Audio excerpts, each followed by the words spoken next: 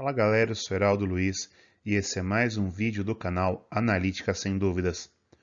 Pessoal, continuando com os métodos de separação, hoje vou falar para vocês um pouco sobre a cromatografia líquida de ultra eficiência, também conhecido como UHPLC. Mas antes de continuar, pessoal, já se inscreve no canal se não for inscrito ainda, deixa o like para não esquecer depois e segue o canal nas redes sociais, Facebook, Twitter e Instagram, que eu vou deixar aparecendo aqui na tela e também na descrição desse vídeo. Agora sim, vamos para a aula. Pessoal, eu já falei sobre todas as peças de um equipamento de HPLC. Tudo bem? Já falei do reservatório de fase móvel, do sistema de propulsão, da coluna, do detector e computador. Pessoal, não tem muito o que falar. Hoje em dia todo HPLC já vem com equipamento de um computador acoplado, né, para controlar e registrar o sinal. Tudo bem? Também já falei para vocês sobre a equação de Van Dinter, que é aquela equação que associa a velocidade linear da fase móvel com a altura do prato. Então, lembra, tem o parâmetro A, que é o fator de caminhos múltiplos, que ela não depende da velocidade linear da fase móvel. O parâmetro B, que é o de difusão longitudinal, que é inversamente proporcional à altura de prato. E o parâmetro C, que aumenta proporcionalmente com a velocidade linear da fase móvel, que trata-se da transferência de massa entre a fase móvel e fase estacionária. Na combinação de todos esses fatores, né, eu tenho essa curva aqui, que é a equação de Van Dinter, e eu vou sempre trabalhar com o menor prato possível na maior velocidade linear de fase móvel possível. Tudo bem, pessoal? Se não lembrar, vou deixar aqui no card para vocês o link para a aula de equação de Van Dinter. O que eu não falei para vocês, pessoal, que a equação de Van Dinter expandida um pouquinho pode levar em conta o diâmetro de partícula da fase móvel. Então temos aqui os cálculos levando em conta um diâmetro de partícula médio de 10 micrômetros, 5 micrômetros, 3 micrômetros e menor que 2 micrômetros. Notem, pessoal, que aqui, ó, é uma partícula menor que 2 micrômetros, a altura de prato começa a ficar constante em uma grande faixa de velocidade linear da fase móvel. Ou seja, eu posso aumentar a minha velocidade linear quando eu diminuo o tamanho de partícula. Tudo bem, pessoal? Então, porque eu não trabalho com partículas extremamente pequenas em HPLC, eu posso aumentar a velocidade linear da fase móvel. Aí entra o grande problema do HPLC, a limitação maior além do preço. Imagina, pessoal, essa é uma coluna recheada com essa partícula de tamanho arbitrário. Tudo bem? Notem que a partícula é muito grande, os espaços entre partículas é muito grande. Então eu consigo passar melhor o fluido, ela compacta menos, e isso requer uma menor pressão para a fase móvel, ou seja, uma menor pressão que o sistema de propulsão precisa gerar. Eu diminui o tamanho da partícula, nota que aumentou, desculpa, ficou bem ruimzinho aqui a apresentação, só que os espaços começam a diminuir entre as partículas, começam a aumentar a compactação. Se eu aumento a compactação, eu também aumento a pressão necessária para fazer a fase móvel fluir através da coluna.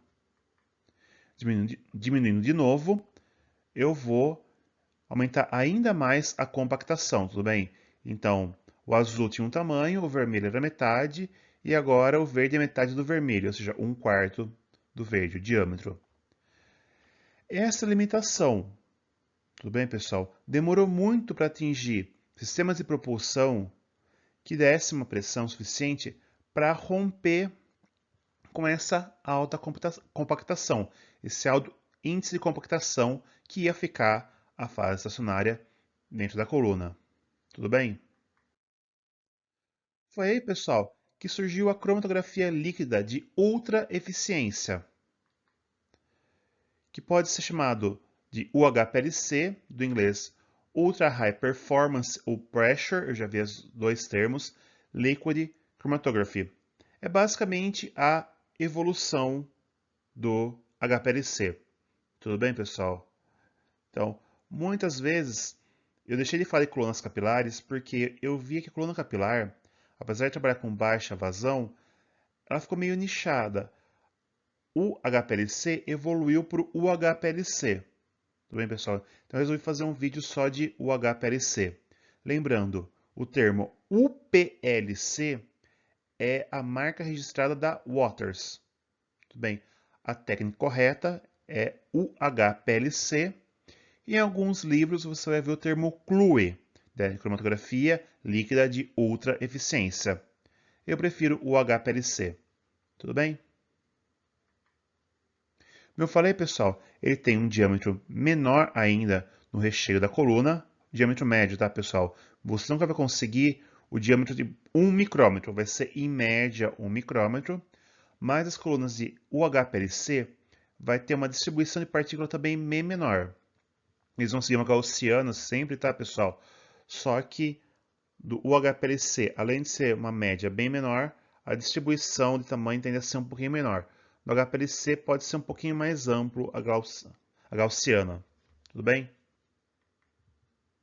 Também por ter uma menor coluna, vai ter menor volume de injeção, um menor comprimento e uma menor vazão de fase móvel. Ah, mas eu falei que a velocidade linear tem que ser maior? Eu já explico, as vazões são menores. O que começa a ser mais interessante, até para quesitos ambientais, né? Química verde. Eu vou gastar menos solvente. Tudo bem, pessoal? Então, isso foi interessante por um lado. Obviamente, se HPLC já era caro, o HPLC foi muito mais caro, ainda está um custo bem elevado para adquirir equipamentos de UHPLC. Como eu falei, pessoal, vou ter uma velocidade linear da fase móvel maior. Tá? Eu já vou explicar, vou provar para vocês. Só como eu falei, eu vou precisar de pressões muito maiores de propulsão, acima de 100 megapascal. Tudo bem, pessoal? Esses sistemas de propulsão com essa pressão foram possíveis apenas, acho que no meio da década de 2000 começou a desenvolver bem essa técnica. E os detectores, pessoal, que são utilizados em UHPLC são basicamente os UV-Vis, só que daí o volume da cela é menor também. Então eu vou injetar menos amostra, aquela celinha em Z, ela tem que ter um volume menor também para comportar a quantidade de analito. Além de tudo mais, pessoal, que eu vou trabalhar com volumes menores até de fase móvel, as técnicas de ionização ficam até mais adequadas. Tudo bem, eu vou ter menos íons chegando no detector, fica mais limpo o sinal também. Então, são os dois principais detectores para o HPLC. Temos aqui, pessoal, uma tabela comparando alguns parâmetros entre a cromatografia líquida de alta eficiência e a de ultra eficiência. O volume de injeção, pessoal, notem que diminui bastante. Varia de 10 a 100 na alta eficiência, vai para 0,1 ou até 5 microlitros, tá? Na ultra eficiência. O comprimento da coluna também mudou. Era de 150 a 300 milímetros na alta eficiência, passou para no máximo 50 milímetros na ultra eficiência, ou seja, uma coluna bem menor. O diâmetro interno também diminuiu bastante, né? De 4,6 para 2,1. O diâmetro médio de partícula, que varia de 10 até 3 na alta eficiência, ficou menor que 2 na ultra eficiência. Notem, pessoal, agora que é o principal parâmetro de se observar. O número de pratos por metro na alta eficiência vai de 18.000 até 80.000 pratos por metro. Tudo bem? Olha como ficou na outra eficiência, maior que 160.000 pratos por metro. Por quê, pessoal? Quando eu diminuo o tamanho de partícula, eu aumento a área superficial, ou seja, vou ter uma superfície maior de absorção para os analíticos interagirem. Por isso eu pude diminuir o comprimento, o diâmetro interno, sem perder, ou seja, até aumentando a eficiência, devido à diminuição do tamanho de partícula e, obviamente, o aumento da pressão. E também o tempo de análise, pessoal, que depende, o grupo de leitos poderia ser de 10 até 30 minutos, está variando de 1 a 5 minutos na técnica de ultra eficiência. Ou seja, eu aumentei a frequência analítica. Tem só um porém, pessoal, que eu vi, tem uma teoria, que o aumento de pressão pode mudar o volume dinâmico de uma molécula. Então, pessoal, algumas ordens de ebulição podem acabar mudando entre a alta eficiência e a ultra eficiência, usando o mesmo tipo de coluna, o mesmo mecanismo de separação, a mesma fase móvel. Eu posso ter mudança porque, com o aumento demais a pressão da fase móvel, eu posso forçar uma compactação no volume dinâmico da molécula, tá? Mas são casos específicos, tá? Via de regra, a eluição mantém a mesma. Aqui, pessoal, o exemplo, né? É a separação de metil, etil, propil e butil parabeno, usando a mesma fase móvel, acetonitrila água 4060, usando uma coluna C18, a temperatura de 30 graus e usando um detector de arranjo de diodos a 254 nanômetros. A diferença é que no HPLC eu injetei 10 microlitros, essa aqui são as condições da coluna, né? 4,6 de diâmetro interno, 150 de comprimento e a partícula de 5 micrômetros e a vazão de 900 microlitros por minuto. Tudo bem? Notem que o butilparabeno saiu quase em 15 minutos. Como fomos para o HPLC, né, a ultra eficiência, eu usei 1 microlitro apenas da mistura. Essa aqui é a coluna, 2,1 por 50 milímetros, né? Ou seja, 1/3 de comprimento e o diâmetro quase metade interno. A partícula de 1,7 micrômetros e a vazão de 520 microlitros. Notem que o butilparabeno, que é o último, saiu aqui em menos de 2 minutos. Tudo bem, pessoal? Então, eu diminui muito a velocidade de análise. Quer dizer, o tempo de análise foi diminuído, então eu posso aumentar a frequência analítica. Tudo bem, pessoal? Mas você deve estar perguntando, pô, Heraldo, mas a vazão diminui também. Então, como a vazão é menor, se você falar que a velocidade linear tem que ser maior, agora a gente vai entender por que a vazão é menor, mas a velocidade linear é maior. Vamos fazer, pessoal, agora a prova que a vazão é menor, mas a velocidade linear é maior. Vamos começar com a alta eficiência. Falou que a vazão era 900 microlitros por minuto. 900 microlitros quer dizer 900 milímetros cúbicos. A proporção é 1 para 1. Tudo bem? Já o diâmetro interno da coluna de 4,6 milímetros representa uma área transversal da coluna de 16,61 milímetros quadrados. Eu fiz, né, diâmetro quadrado por 4 vezes π dá a área da seção transversal da coluna. Como eu calculo a velocidade linear da fase móvel? Dividindo a vazão pela área transversal, ou seja, 900 por 16,61 dá 54,18 milímetros por minuto. Velocidade linear da fase móvel. Tudo bem? Vamos para a ultra eficiência. 520 microlitros por minuto, 520 milímetros cúbicos por minuto. Diâmetro interno de 2,1 milímetros significa a área transversal da coluna de 3,46 milímetros.